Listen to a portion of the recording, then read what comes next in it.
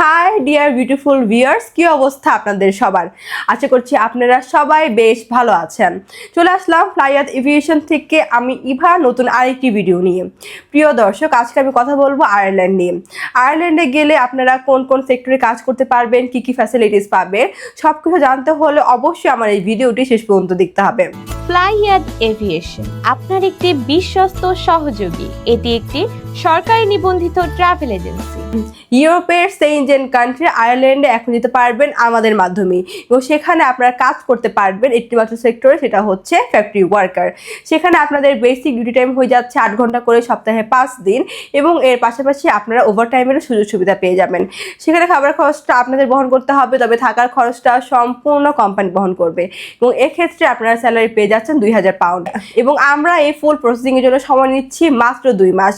এই 2 মাসের মধ্যে আপনার ভিসা করে ফ্লাইট করে দিব ইনশাআল্লাহ।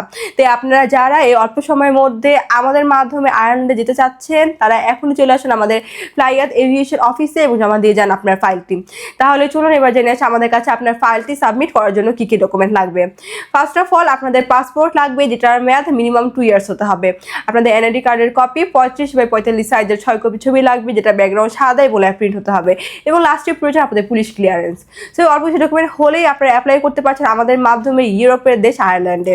ইউরোপে যাওয়ার জন্য ফ্লাইয়াত এভিয়েশন হতে পারে আপনার বিশ্বস্ততার সর্বোচ্চ মাধ্যম। তাই আর দেরি না করে এখনই যোগাযোগ করুন আমাদের স্ক্রিনে দেওয়া এই নাম্বারে, অথবা সরাসরি চলে আসতে পারেন আমাদের অফিসে ফ্লাইয়াত এভিয়েশনে। আমাদের অফিস লোকেশন হচ্ছে 89 north east Dipankar road, Mugda highway, Dhaka. So everyone, আজকে ভিডিওটি আমি এখানে শেষ করছি, এবং আমার এই ভিডিওটি ভালো লাগলে অবশ্যই like, comment, share and subscribe করে আমাদের সাথেই থাকবেন। Thanks for watching. আল্লাহ হাফেজ।